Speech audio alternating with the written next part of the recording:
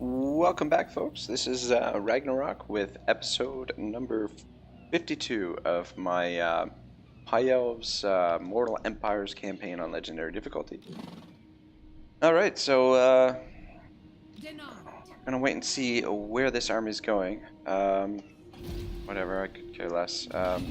Wherever they make landfall, we will kill them. So, might give us a fight this episode. So Tara, we were trying to oh yeah, the speed actually would be good for you. Deadly onslaught wouldn't be bad too, but yeah, let's just get your speed boosted up. Let's take you off force march. Can you get down to the Asa of troubled.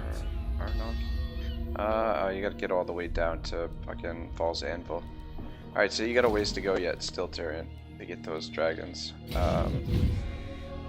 might have to double back, depending on where this this asshole lands.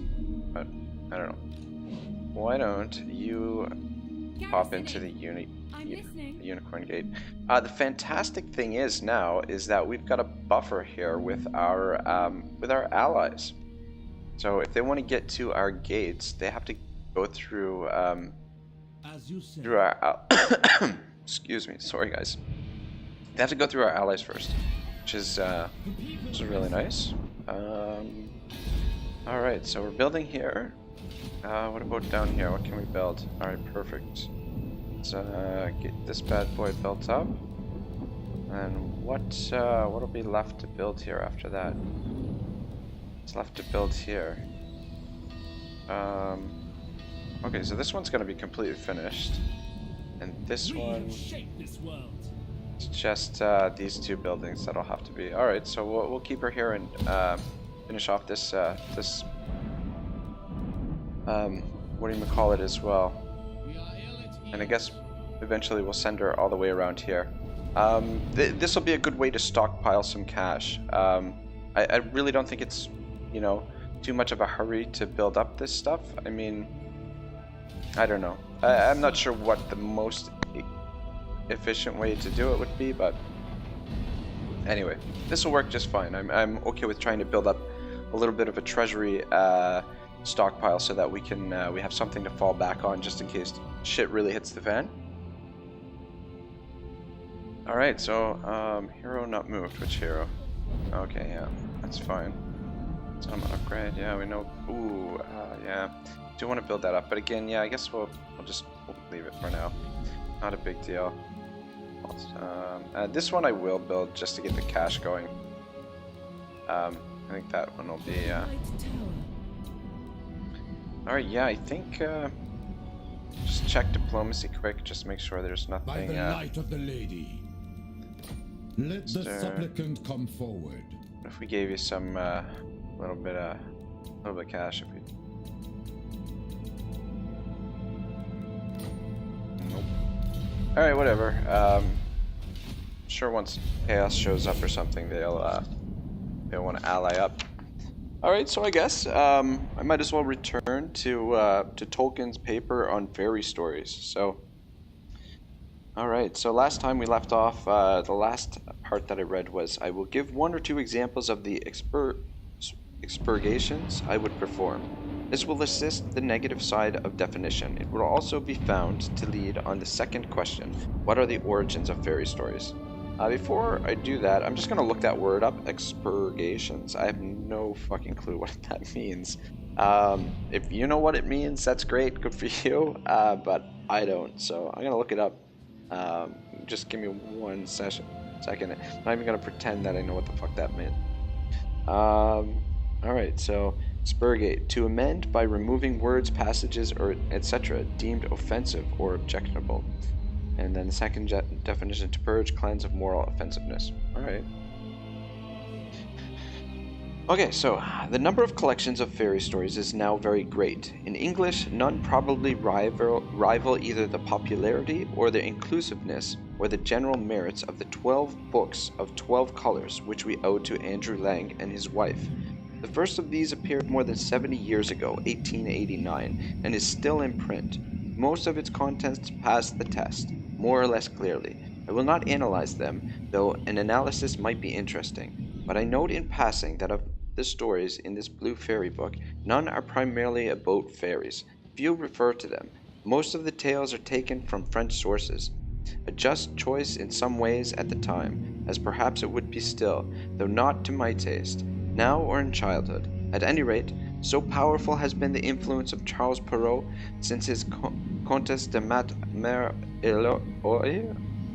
sorry guys, I didn't even come close to nailing that. We first Englished in the 18th century, and of such other concepts from the vast storehouse of the Cabinet de Frey as have become well known. That still, I suppose, if you ask a man to name at random a typical fairy story, he would be most likely to name one of those French things, such as Puss in Boots, Cinderella, a Little Red Riding Hood. With some people, Grimm's fairy tale might come first to mind. I don't think I'm gonna have time to go through the next paragraph. It's pretty big, so I'm just gonna pause there for a moment, and I guess I'll watch a little bit of the campaign movement with you guys here, see what's going on where this Dark Elf army is heading. Oh my gosh, I gotta say this game is a lot more fun when it's peaceful like this. When it's, you know, there's nobody. What? Yeah, we can do a non-aggression pact with you guys. Yeah, I'll do that. You got it.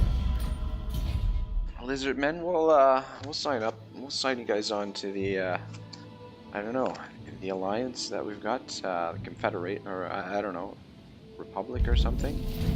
All right. Influence. Alright.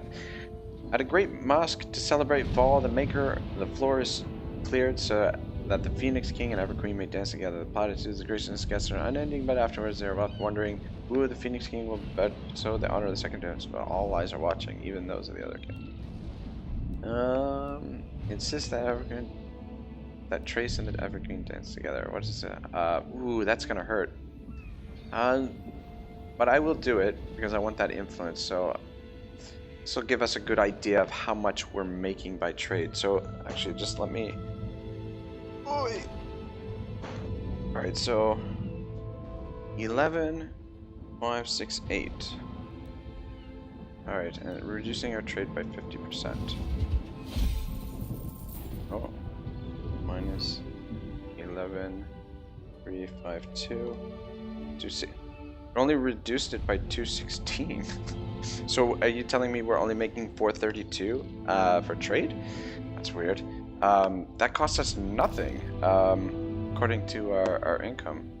Maybe it's because of all the bonuses we get for trade because of the way some of our heroes and lords are upgraded. Where are you going? Ah, you're headed there, eh? Big fucking surprise. Big fucking surprise. Going for an undefended settlement.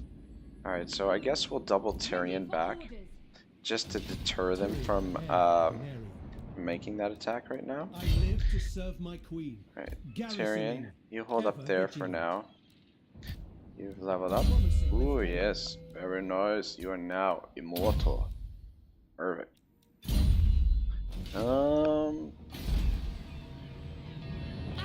Cool. What was I gonna do? Oh, right, we got tons of influence. Which means we can recruit. Oh man, if we can get another frugal noble, put him in Tyrion's army, that's minus 30 for all units. And then if we can get Paul's Anvil upgraded to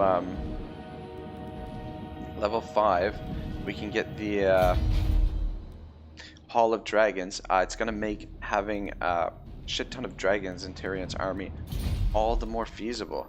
Yeah, that's fucking awesome. Alright, so damn it, you know, I didn't think about this last turn. It's gonna take a few turns, one turn for that to build. Can you make it, no, there's no point in moving you. Alright, so... Alright, yeah, this looks good. So once this army gets over here, we'll switch this army into garrison, and then Tyrion can head down and get his fucking dragons. We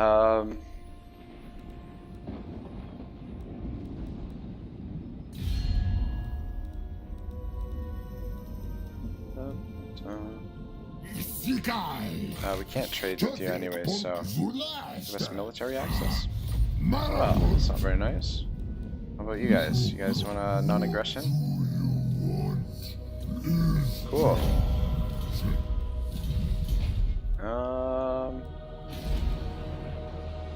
Good stuff. Maybe we.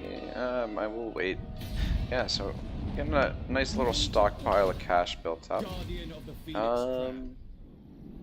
Actually, how about you? Your orders are reasonable. Ready to march. You head over here to the Unicorn Gate, just in case these twats head up this way. Yeah, I guess this Black Ark is just gonna sit here. Oh yeah, they're building up.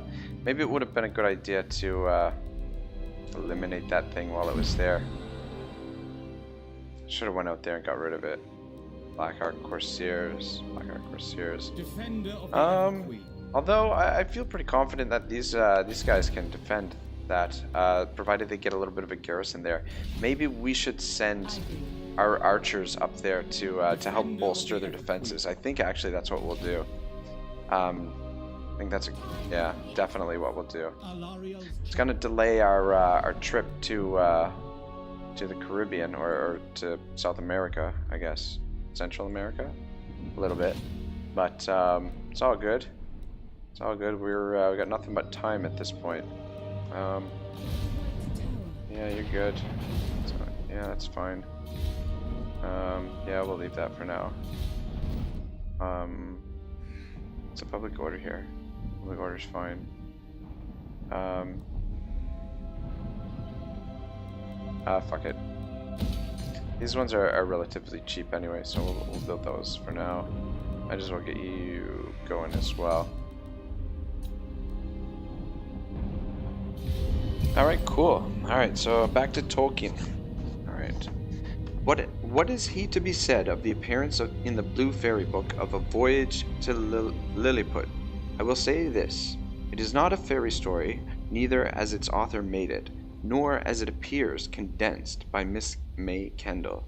It has no business in this place. I fear that it was included merely because Lilliputians are small, even diminutive, the only way in which they are at all remarkable.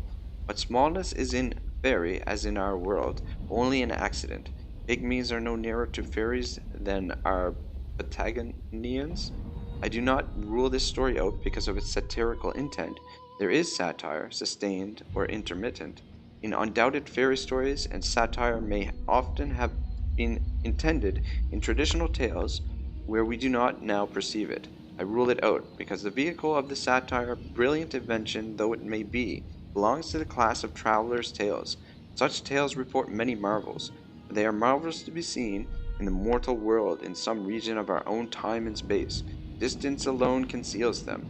The tales of Gulliver have no more right of entry than the years of Baron Munchausen, or than, say, the first men in the moon, or the time machine. Indeed, for the Eloi or the Morlocks, there would be a better claim than for the Lilliputians. The Lilliputians are merely men peered down at, sardonically, from just above the housetops. Eloi and Morlocks live far away in an abyss of time so deep as to work an enchantment upon them, and if they are descended from ourselves, it may be remembered that an ancient English thinker once derived their life of very elves, though Cain from Adam. This enchantment of distance, especially of distant time, is weakened only by the preposterous and incredible time machine itself. But we see in this example one of the main reasons why the borders of fairy story are inevitably dubious. The magic fairy is not an end in itself, its virtue is in its operations. Among these are the satisfaction of certain primordial human desires. One of these desires is to survey the depths of space and time. Another is, as we will will be seen to hold communion with our other living things. A story may thus deal with the satisfaction of these desires with or without the operation of either machine or magic, and in proportion as it succeeds, it will approach the quality and have the flavor of fairy story. All right, so yeah, this is exactly why, one of the reasons why I love Tolkien so much, and why he's so revered. You really get a sense for the caliber of his writing here. Just fucking, and not only that, but also the caliber for his what the fuck was I gonna say? As a thinker as well. So anyway, all right. High elves at court partake in many manipulations to achieve their ends. A common tool is to employ the lesser elves and servants as go-betweens, whispering little birds carrying messages. This is not unexpected, but when one of these messages is intercepted or revealed, there can be no choice but to exorciate them to save oneself. Having one such messenger revealed, how do you advise the Phoenix Kings? Oh wow, plus 12% tax rate. That would give us a fair bit of cash. That's very tempting. Denounce it. Income from all buildings -5. Unhappy. Change the message. Unhappy populace. I'm gonna do this. Still, this influence is invaluable. There's lots of lords and heroes that I still want to recruit. So we're gonna change the message. We'll take the hit on public order. This only lasts for what, 5 turns? Fuck, that's nothing. Our public orders can handle that. Construction cost -15 points. Yeah. Alright, cool. Let's just actually double check the public order. So it's going down here in Calidor. -8. Yeah, we'll be okay there for now anyway. It'll be fine here. Taffery, -5. Should be fine here as well. And over here, yeah, not an issue. Not an issue. We'll just keep an eye on it. 1 or 2 of those were kind of a little bit. All right, yeah. So I want to come up here. Bolster the defenses. Fuck me, tender. Look at this shit. Man, oh man, it did not take them long to build back up. That's for sure. We're gonna be hard pressed here, but that's why I want to build up this income. I still think we can go south, but we'll wait and see what the Dark Elves do. Tyrion, can you get there without force marching? No, you have to force march. Oh, that's fine. Tyrion, you park there for now. And you hold up in Tor and Rock. And yeah, if they attack there, these archers on the walls will shred them. Yeah, I mean, worst case scenario, we just fall back behind the gates. If they take the Shrine of Cain, we'll have to go back there and weed it out again. But it'll take them a while to build it up, so it doesn't bother me too much, really. All right, so we got something to build up here. Where is it? All right, giddy up. Let's get that going. And actually, how about you come down to here, and we'll do these buildings and finish off. Oh shit! This damn! I didn't even realize that gets level up. Yeah, we'll finish off this province. That's fucking sweet. All right, Tyrion. Actually, I'm gonna put you on force march and put you down here sooner than later. All right, yeah, we'll park you here and get those dragons. And yeah, this fucking Doomstack 1.0. 2.0 will probably feature a lot more of the dragons, and 3.0 will probably feature well, it's not going to feature dragon princes, unfortunately. We'll get another army to for dragon princes, but that's a long ways off, I would imagine anyway. We'll see if we can find someone that reduces upkeep costs, and maybe we can get a dragon prince army. But I want these star dragons in Tyrion's army eventually. Just all star dragons. Fucking just absolutely crush anything that comes anywhere near him. Yeah, that's the plan. Kind of gonna. What do we got here? What is this? Wagner von Brandel. Where the fuck are you going? What? Do not mistake Vampire coast. These guys are. Yeah, I don't know where you're going. Yeah, again, there's not a whole lot to do here right now, guys. Yeah, I'm gonna wait to build these up. Just you know, again, it's no rush. We got research available. Perfect. Keep going down this line. Soon these will be unlocked when we get the Tower of Mages. Yeah, things are looking good. Can breathe for a little bit. These episodes might not be quite as exciting as some of the earlier ones, but just be setting things up for later on. Now is a great time to just sort of build infrastructure and make our preparations for the end game. Things are looking good. All right, yeah. So I just want to go over that last part by Tolkien himself. I'm actually a fan of the Time Machine by the hell is the author's name? It's sitting on my bookshelf. What's his name? H.G. Wells. Yeah. So him being really critical of it, it's you know, amusing for me a little bit. But anyway, so but we see in this example one of the main reasons why the borders of fairy story are inevitably dubious. Oh, fuck yeah. Fuck yes. Whew. Thank you. I didn't even realize we had... Oh, because they took the coast here. That's fantastic. We're rolling in the cash now. Alright, where was I? So, one of these desires is to survey the depths of space and time. So, yeah, that's really compelling to me. I think as human beings, that's one of our, you know, yeah, that's one of the things that drives us on is surveying and exploring the depths of space and time. And the other, another, to hold communion with other living things.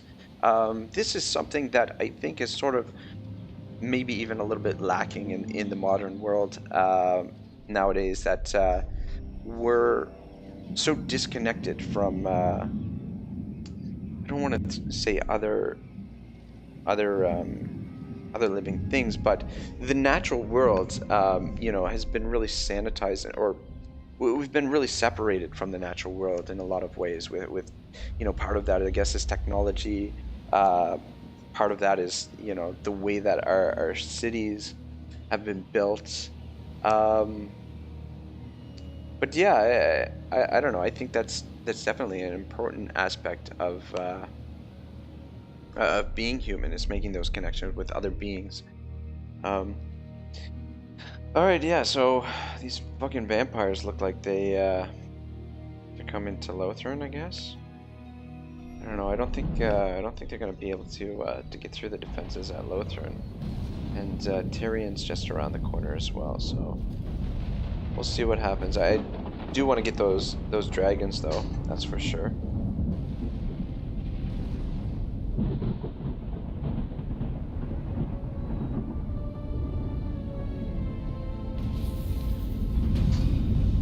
But yeah, I just want to, just out of, yeah, just, sorry, I'm kind of not making sense here. What I wanted to just show you guys is that the reason why I'm not too worried is, like, okay, look at our garrison. So whoever comes to this island has got to get through all of this, plus our armies that we have. I mean, and we're not even finished building the garrisons yet. So, yeah, I don't know. Chaos Invasion, like, is the Chaos Invasion gonna be able to get through all of this? Plus the rest of our armies? I don't fucking think so. I don't know. How big is this Chaos Invasion? Is it big enough for that? Like, come on. I am honored. Alright, Paul's Anvil. You can hold up there, and actually, shit, I was gonna leave him there, but actually with these vampires nearby, fucking sweet. What do we want to do with you? We want to get some more influence. How about you head out and scout ahead of the lizardmen and just scout out the territory that we could potentially take. So I guess we'll work with the lizardmen to take this territory. I guess the vampires declared war on us because we were down in their lands. Maybe that's what happened there.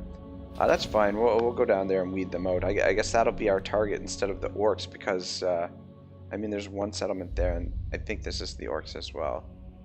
Because it looks like the lizardmen are not going to leave any orcs for us. Yeah, I just leave you like that mode. So we have to leave you here for now. What, Alright, they seem to have pissed off, which means, you can come down here and, yeah, I love this fucking island. It is so defensible. Like, look at this thing. Just wait till we get these gates built up to max level. Like, just pop back in and pop out. Like, nothing is going to get through here. Like, this is, oh man. I have fallen in love with the High Elves in this campaign. They are just so, like, all of the tools that you would ever dream of having to run a campaign. They have them in droves. You know, not to mention, like, the most impregnable starting position that you could ever ask for. Yeah, it's fucking incredible. What do we want to build first? Tower of Mages, I think. And I guess we'll go Dragon Roost, and then we'll do this one. Actually, why don't we do this one first? All right. Yeah, again, guys, I apologize for not getting any battles in presently, but I'm just happy as a pig in shit here to build up to completely max out our province right now. I know it's not going to be the most most exciting thing to watch. However, it is for me incredibly rewarding right now. Yeah, I'm super happy. I feel like yeah. Anyway, really happy. All right, so I guess we'll just go through another end turn here and end the episode. Alright, so I'll read another paragraph or two from Tolkien. So, next, after Traveler's Tales, I would also exclude or rule out of order any story that uses the machinery of dream, the dreaming of actual human sleep, to explain the apparent occurrence of its marvels. At the least, even if the reported dream was in other respects in itself a fairy story, I would condemn the whole gravely defective, like a good picture in a disfiguring frame. It is true that dream is not unconnected with fairy. In dreams, strange powers of the mind may be unlocked. In some of them, a man may for a space wield the power of fairy, that power which, even as it conceives the story, causes it to take living form and color before the eyes. A real dream may indeed sometimes be a fairy story of almost elvish ease and skill, while it is being dreamed. But if waking writer tells you that his tale is only a thing imagined in his sleep, he cheats deliberately the primal desire at the heart of fairy, the realization, independent of the conceiving mind, of imagined wonder. It is often reported of fairies, truly, lyingly, I do not know, that they are workers of illusion, that they are cheaters of men by fantasy. But that is quite another matter. That is their affair. Such trickeries happen, at any rate, inside tales in which the fairies are not themselves illusions. Behind the fantasy, real wills and power exist, independent of the minds and purposes of men. So there's a really compelling part there. Yeah, though what he says about the writer, but if the waking writer tells you that his tale is only a thing imagined in his sleep, he cheats deliberately the primal desire at the heart of fairy, the realization independent of the conceiving mind of imagined wonder. Yeah, just I don't know, something about that sentence really I find really compelling. Um, and yeah, accusing the writer of cheating there. All right, so we're getting close. I think I can get through one more paragraph quickly. This one's just short. So, it is at any rate essential to a genuine fairy story, as distinct from the employment of this form for lesser or debased purposes, that it should be presented as true. The meaning of true in this connection I will consider in a moment, but since the fairy story deals with marvels, it cannot tolerate any frame or machinery suggesting that the whole story in which they occur is a figment or illusion. The tale itself may, or, of course, be so good that one can ignore the frame, or it may be successful and amusing as a dream story. So are Lewis and Carroll's Alice stories, with their dream fame and dream transitions. For this and other reasons, they are not fairy stories. Alright, well, that's going to be it for today, guys. Thanks so much for watching. Don't forget to like, subscribe, and comment. Episode number 53, I think, is up next. So I'll see you then. Ragnarok out.